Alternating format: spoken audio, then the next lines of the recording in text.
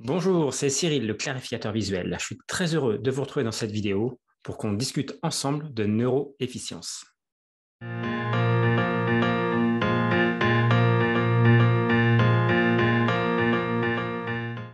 va donc parler dans cette vidéo de neuroefficience et j'ai envie de vous donner 3 astuces pour être plus neuroefficient du coup. On va parler à la fois de gestion de tâches, de gestion de votre attention quand vous travaillez et puis on verra succinctement l'organisation de votre lieu de travail. Éventuellement, je vous donnerai quelques astuces pour être plus efficient dans votre lieu de travail.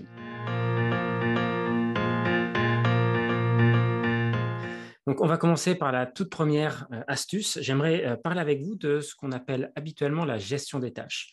Et déjà, pour commencer, je vais vous dire que je pense que gérer ces tâches, c'est une erreur en soi.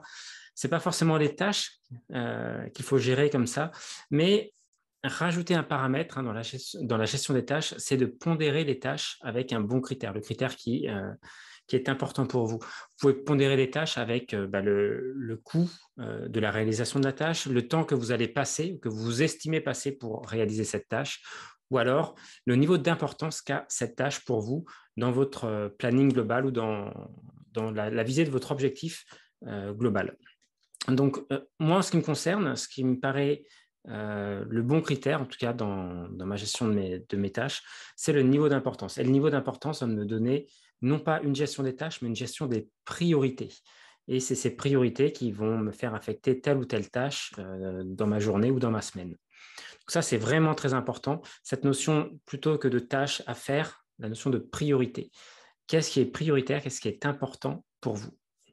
Et ça me permet d'introduire aussi la différence entre deux concepts, l'importance et l'urgence concernant les tâches qu'on a à faire. Vous avez peut-être entendu parler de ce qu'on appelle la matrice d'Eisenhower, où on classe justement les tâches par niveau d'importance et d'urgence. Et ce que j'en ai compris, en tout cas, dans l'application de cette matrice ou de cette façon de catégoriser les tâches, c'est que ce qui est urgent, c'est rarement urgent pour vous. C'est souvent urgent pour les autres. Donc, c'est comme une pression extérieure qui vous est posée dessus pour que vous mobilisiez votre énergie pour réaliser des tâches, souvent avec une conséquence pour les autres. Les tâches qui sont importantes, c'est des tâches qui sont souvent importantes pour vous, pour la réalisation de vos objectifs à moyen et à long terme. Et si on est la tête dans le guidon, si on est dans l'urgence en permanence, on a tendance à oublier ces objectifs ou à les mettre de côté. C'est les objectifs qui comptent vraiment pour vous sur du moyen terme, donc sur quelques mois ou sur du long terme, sur un an ou 2 ans ou voire plus longtemps. Donc, le fait de pondérer les tâches par importance, ça va vous donner des priorités de traitement, à la fois sur des choses à court terme, mais aussi garder chaque jour ou chaque semaine des temps pour faire avancer vos projets à moyen et à long terme. Donc, la première astuce vraiment de neuroefficience que je partage avec vous aujourd'hui, c'est cette notion de prioriser vos tâches. Qu'est-ce qui vous paraît prioritaire et qu'est-ce qui l'est moins? Et commencez votre journée avec les tâches les plus prioritaires. J'aimerais maintenant aborder le deuxième point avec vous, comment gérer votre attention, comment gérer votre concentration tout au long de la journée. Alors, la première chose à poser, c'est qu'on a une attention, une concentration qui est limitée. On ne peut pas avoir un travail super focus pendant 8 heures, ce n'est pas possible. Vous allez à coup sûr décrocher à un moment donné.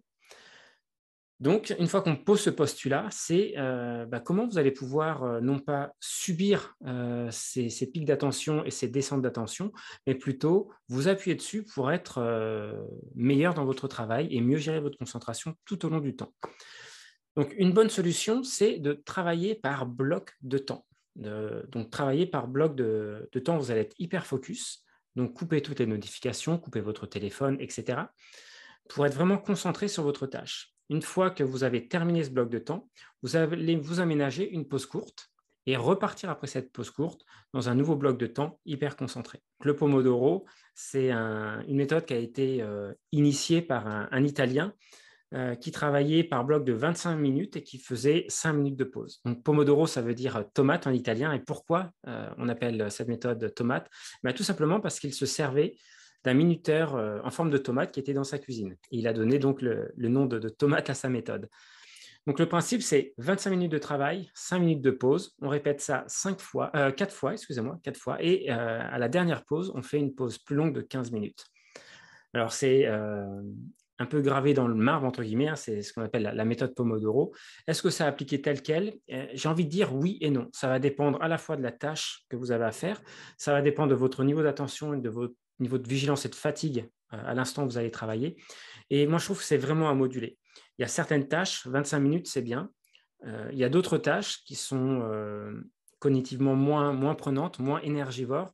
Par exemple, traiter vos mails. Quand je traite mes mails, je ne vais pas m'arrêter toutes les 25 minutes. En général, je fais plutôt un run, un bloc de 45 minutes. Si j'ai de l'écriture, si j'ai des choses, je dois être hyper concentré. Là, je vais faire des blocs de 25 à 35 minutes. Ça va dépendre de la tâche et ça va aussi dépendre de mon niveau d'énergie au moment où je réalise cette tâche. Ensuite, sur le temps de pause, 5 minutes, eh ben, quand on fait 25 minutes de travail et 5 minutes de pause, je trouve que 5 minutes, c'est un peu long. Parfois, il suffit juste de marcher un peu, aller prendre un café, aller prendre un thé. Et ça peut être juste 1 ou 2 minutes, ça peut suffire grandement. Et ça, c'est encore une fois, c'est à vous de déterminer, de faire des tests, en fait, pour voir ce qui vous correspond. La grande idée qu'il faut retenir, c'est avoir des blocs de travail concentrés et avoir des moments où on va laisser notre esprit vaquer, faire ce qu'il veut et se sortir à la fois, si c'est possible, de la pièce et de l'environnement de travail pour faire autre chose. Hein. Créer un peu deux mondes, un monde où on est hyper focus et un monde où on va pouvoir un peu lâcher le contrôle. Donc ça, c'est la deuxième astuce, donc travailler par bloc de temps.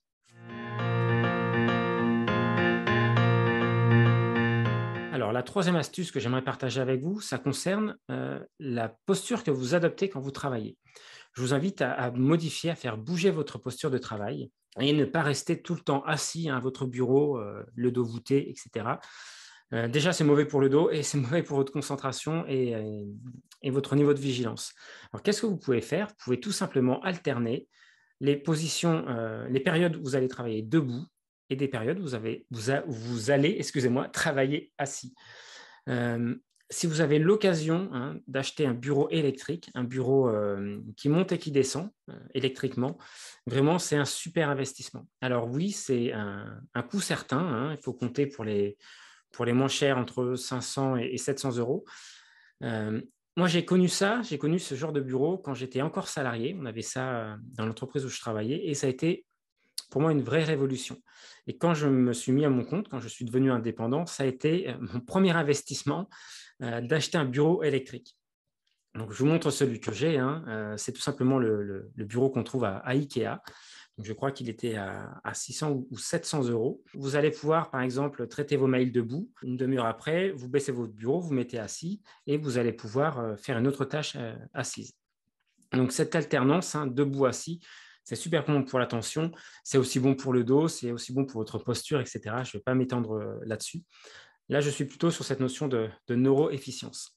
Donc, variez vos postures. Si vous n'avez pas de bureau électrique, comment vous pouvez faire? Vous pouvez tester, j'avais testé ça à une époque avant d'avoir un bureau électrique, vous pouvez acheter, c'est beaucoup moins cher, une tablette de lit. C'est une tablette qui permet de lire ou de prendre son petit déjeuner dans le lit avec des pieds réglables et vous pouvez poser cette tablette sur le bureau.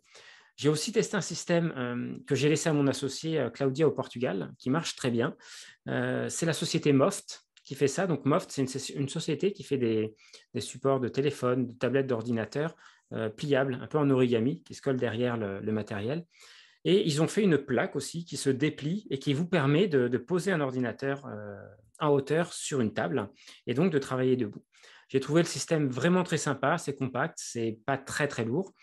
Voilà, je vous mets l'image en même temps. Donc, c'est quelque chose que j'ai testé, que j'ai trouvé plutôt bien aussi. Même si, voilà, je ne vais pas vous mentir, ça ne vaut pas un bureau électrique. Une autre façon d'utiliser ce changement de posture, c'est quand vous lisez. On a tendance à lire en position assise la plupart du temps. Et d'ailleurs, même quand on lit assis, faites attention.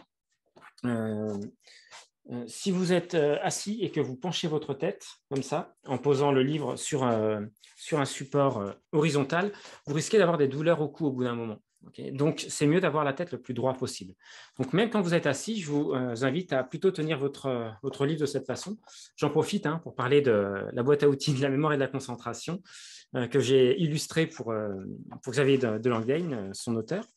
Donc, quand vous lisez, mettez plutôt votre livre à cette hauteur. Okay, donc, vous pouvez poser vos coudes en appui sur le bureau ou en appui sur votre corps. Et donc, vous pouvez lire debout, assis de cette façon-là. Vous pouvez aussi lire debout. Vous pouvez vous mettre debout et lire dans cette position. Si vous utilisez un guide visuel, rien ne vous empêche de lire de cette façon-là. Moi, ça m'aide beaucoup pour garder un niveau de vigilance. Autrement, j'ai tendance, quand je lis un certain temps, au bout de 25-30 minutes, j'ai tendance à m'endormir quand je lis. Donc, le fait de me lever à ce moment-là, ça me remet de l'énergie. Quand vous êtes debout, vous pouvez rester statique, les 2 pieds au sol. Vous pouvez aussi marcher. Alors, marcher dans une pièce qui est bien dégagée. Okay, vous pouvez faire les 400 pas dans la pièce. Et vous pouvez aussi vous balancer d'un pied à l'autre. Et moi, j'aime bien me balancer en faisant des 8 au niveau des pieds. On retrouve la même sensation que la marche, sans le fait d'avoir à se soucier de son environnement extérieur. Et ça met un peu de mouvement et ça cadence aussi ma lecture. Voilà, donc c'est quelques astuces au niveau de la posture quand vous lisez pour être plus efficient. Voilà, j'en ai terminé pour ces 3 astuces. Je vous rappelle, on a d'abord parlé de la gestion des priorités plutôt que de la gestion des tâches. On a ensuite vu l'importance de travailler par blocs de temps concentrés en s'aménageant des pauses régulièrement entre ces blocs. Et puis, on a vu ce dernier point sur varier votre posture quand vous travaillez, surtout quand vous faites un travail cognitif. Varier la posture assise et debout, que ce soit au bureau ou que ce soit quand vous lisez. Pour terminer cette vidéo, sachez que jusqu'à dimanche 19 décembre, on fait une grosse promo sur le site pour Noël.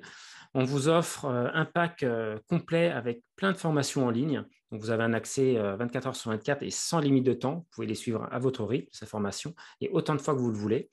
Donc, on a un pack avec des formations sur justement la neuroefficience. Si vous voulez en savoir plus et aller plus loin sur ce que je viens d'évoquer, cette formation, c'est une masterclass fait partie de ce pack sur la neurocréativité, sur le sketchnoting, sur la mémoire. Vous avez aussi un accès pendant 1 an aux fiches créatives de Claudia avec un exercice à recevoir et à pratiquer toutes les semaines.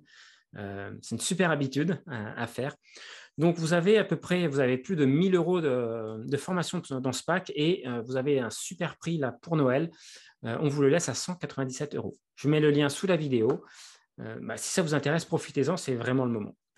C'est un cadeau que vous pouvez vous offrir et que vous pouvez aussi offrir à quelqu'un. Dans ce cas-là, dites-nous, une fois que vous avez passé commande, à qui vous voulez l'offrir. On lui créera un espace pédagogique. Moi, je vous dis à très bientôt dans une prochaine vidéo et mettez en pratique ces quelques astuces de neuroefficience. Ça pourrait grandement vous aider.